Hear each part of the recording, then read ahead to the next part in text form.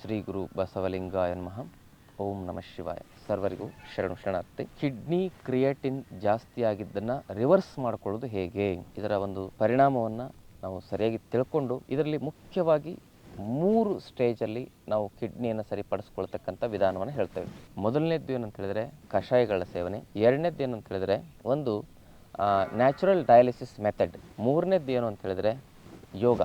ಈ ಒಂದನೇದ್ದು ಕಷಾಯಗಳ ಸೇವನೆಯಲ್ಲಿ ಏನು ಮಾಡಬೇಕು, ಒಂದು 10 ಗ್ರಾಮ್ ಗೋಕ್ಷೂರ, 10 ಗ್ರಾಮ್ ಶರಪುಂಕ, 10 ಗ್ರಾಮ್ ಪುನರ್ನವ, ಇದನ್ನು ನಾವು 400 ml ನೀರಿನಲ್ಲಿ ಕುದಿಸಿ ಅದು ಕುದ್ದು 100 mlಗೆ ರೆಡ್ಯೂಸ್ ಆಗಬೇಕು. ಅದನ್ನು ಸೋಸಿ ಬೆಳಿಗ್ಗೆ 50 ml, ಸಾಯಂಕಾಲ 50 ml ಕುಡಿಯೋದು. ಎರಡನೇದ್ದು ನ್ಯಾಚುರಲ್ ಡಯಾಲಿಸಿಸ್ ಹೇಗೆ ಮಾಡೋದಂದ್ರೆ, ನಾವು ಮಲ್ಕೊಳ್ತಕ್ಕಂಥ ಬೆಡ್, ಆ ಕಾಟ್ ಇರ್ತಲ್ಲ, ಆ ಕಾಟಿನ ಕಾಲಡಿಗೆ ನಾವೇನು ಮಾಡ್ಬೇಕಂದ್ರೆ 1 ಫೀಟ್ ಹೈಟ್ ಆಗುವಷ್ಟು ಏನು ಮಾಡಬೇಕು, ಎತ್ತರ ಮಾಡಬೇಕು. ಒಂದೇ ಕಡೆಗೆ, ಇನ್ನೊಂದು ಕಡೆಗೆ ಡೌನ್ ಇರಬೇಕು. ಆ ಡೌನ್ ಇರೋ ಕಡೆಗೆ ತಲೆ ಹಾಕಬೇಕು, ಹೈಟ್ ಇರೋ ಕಡೆಗೆ ಕಾಲು ಹಾಕಿ ಮಲ್ಕೊಳ್ಳೋದು. ಈ ರೀತಿ ನೀವು ಒಂದು ಅರ್ಧ ಗಂಟೆ 1 ಗಂಟೆ ಪ್ರಾರಂಭದಲ್ಲಿ ಮಲ್ಕೊಳ್ಳೋ ಪ್ರಯತ್ನ ಮಾಡಿ. ಆಮೇಲೆ 2 ರಿಂದ 3 ತಾಸಿನವರೆಗೆ ಮಲ್ಕೋಬಹುದು. ಈ ರೀತಿ ಮಾಡೋದ್ರಿಂದ ಡಯಾಲಿಸಿಸ್ ನಲ್ಲಿ ಏನ್ ಕೆಲಸ ಆಗುತ್ತೆ ಇದರಲ್ಲಿ ಅದೇ ಕೆಲಸ ಆಗುತ್ತೆ. ಮೂತ್ರ ಕಟ್ಟಿ ಮೂತ್ರ ಬರದೇ ಇರತಕ್ಕಂಥ ಸಮಸ್ಯೆಯಿಂದ ಬಳಲ್ತಾ ಇರ್ತಕ್ಕಂಥವ್ರು ಹೀಗೆ ಈ ಒಂದು ಅಭ್ಯಾಸ ಮಾಡಿದ ತಕ್ಷಣನೇ ಮೂತ್ರ ರಿವರ್ಸ್ ಆಗುತ್ತೆ, ಮೂತ್ರ ಕಂಪ್ಲೀಟ್ ಆಗಿ ಹೊರಗಡೆ ಬರ್ತದೆ. ಇದು ಡೈಯೂರೆಟಿಕ್ ಆಗಿ ಕೆಲಸ ಮಾಡ್ತದೆ. ನ್ಯಾಚುರಲ್ ಡಯಾಲಿಸಿಸ್, ಮಷೀನ್ ಅಲ್ಲಿ ಮಾಡ್ತಕ್ಕಂಥ ಡಯಾಲಿಸಿಸ್ ಇದು ನ್ಯಾಚುರಲ್ ಆಗಿ ಕೆಲಸ ಮಾಡ್ತದೆ. ಇನ್ನು ಮೂರನೇ ಮನೆ ಮದ್ದು ಏನಂತ ಹೇಳಿದ್ರೆ ಯೋಗ. ಆ ಪ್ರಾಣ ಮುದ್ರೆ, ಅಪಾನ ಮುದ್ರೆ, ವರ್ಣ ಮುದ್ರೆ,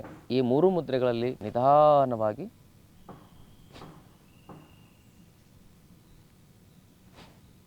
ಕಪಾಲಭಾತಿ ಅಭ್ಯಾಸ ಮಾಡೋದು, ಹಾಗೇನೆ ಅನುಲೋಮ ವಿಲೋಮ ಅಭ್ಯಾಸ ಮಾಡೋದು, ಭ್ರಾಮರಿ ಪ್ರಾಣಾಯಾಮ ಹೀಗೆ ಅಭ್ಯಾಸ ಮಾಡೋದು.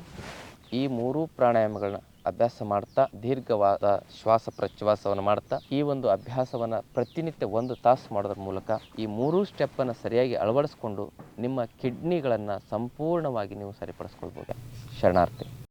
ಆರೋಗ್ಯದ ಕುರಿತಾಗಿ, ಆಧ್ಯಾತ್ಮಿಕ ವಿಚಾರಗಳ ಕುರಿತಾಗಿ ಅಕ್ಯುರೇಟ್ ಆದ, ಸೈಂಟಿಫಿಕ್ ಆದ, ಅಥೆಂಟಿಕ್ ಆದ ಮಾಹಿತಿಗಳಿಗಾಗಿ ವೈದ್ಯಶ್ರೀ ಹೆಲ್ತ್ ಟಿಪ್ಸ್ ಅನ್ನುವ ಪೇಜನ್ನು ಲೈಕ್ ಮಾಡಿ, ಶೇರ್ ಮಾಡಿ, ಸಬ್ಸ್ಕ್ರೈಬ್ ಮಾಡಿ.